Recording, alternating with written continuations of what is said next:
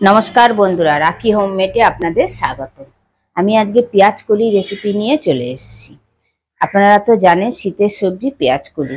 पेঁয়াজ कली तो आमरा साधारणभावे आलू दिये भेजे खेये थाकि। आजके आमी चिंगड़ी माछ दिये पेঁয়াজ कली भाजबो। केमन भावे भाजबो सेई भिडियोटा आपनारा देखते थाकुन। चिंगड़ी माछ दिये पेঁয়াজ कली भाजार जोन्नो आमी पेঁয়াজ कलिगुलोके एरकम लम्बा लम्बा करे छोटो छोटो करे केटे निয়েছি। तार संगे दुटो आलुओ केटे निয়েছি। केटे धुए भालो करे परिष्कार करे निয়েছি। परिमाण मतन चिंगड़ी माछ निয়ে নিয়েছি, মটরশুঁটি নিয়েছি আর তিনটে কাঁচা লঙ্কা নিয়েছি। এবার মূল রান্নায় ফিরে এলাম। গ্যাসটা জ্বালিয়ে দিয়ে কড়াটা বসিয়ে দিয়েছি। কড়াইতে পরিমাণ মতন সরষের তেল দিলাম। প্রথমে আমি চিংড়ি মাছটাকে ভেজে নেব। তেলটা গরম হয়ে গেছে, আমি হাফ চামচ হলুদ দিলাম আর হাফ চামচ নুন দিলাম। দিয়ে তেলের সঙ্গে ভালোভাবে মিশিয়ে নিলাম। মিশিয়ে নিয়ে এবার চিংড়ি মাছগুলোকে দিয়ে দিলাম। নুন আর হলুদটা চিংড়ি মাছের সঙ্গে ভালোভাবে মিশিয়ে নিলাম। চিংড়ি মাছটাকে আমি হালকা করে ভেজে নেব। চিংড়ি মাছটা ভাজা হয়ে গেছে, আমি তুলে নিলাম। ওই একই কড়ার মধ্যে আবারও 2 টেবিল চামচ সরষের তেল দিলাম। তেলটা গরম হয়ে গেছে, হাফ চামচ কালো জিরে দিলাম আর একটা শুকনো লঙ্কা দিলাম ফোড়নে।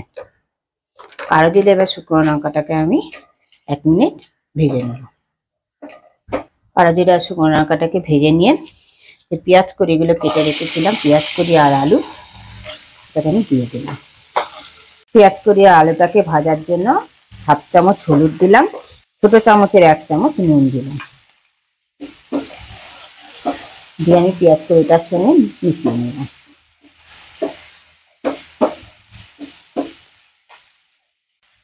ওপর দিয়ে 3টে কাঁচা লঙ্কা চিড়ে দিয়ে দিলাম স্বাদটা ব্যালেন্সে রাখার জন্য।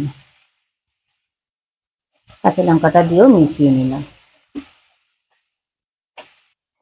2 থেকে 3 মিনিট আমি পেঁয়াজ কলিটাকে ভেজে নিলাম। তাই মটরশুঁটিগুলো যে আমি ধুয়ে রেখে দিয়েছিলাম সেই মটরশুঁটিগুলো দিয়ে দিলাম। মটরশুঁটিটা দিয়েও আমি মিশিয়ে নিলাম পেঁয়াজ কলিটার সঙ্গে। চিংড়ি মাছটাকে যে ভেজে রেখে দিয়েছিলাম চিংড়ি মাছটাও দিয়ে দিলাম। আর সব কিছু একসঙ্গে ভালোভাবে ভাজবো। এখনো আমি 2 থেকে 3 মিনিট ভেজে নেব যতক্ষণ না আলুটা সেদ্ধ হয়।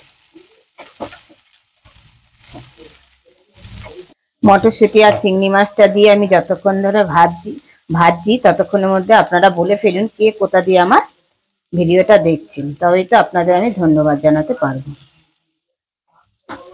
2 থেকে 3 মিনিট আমি ভালোভাবে ভেজে নিলাম।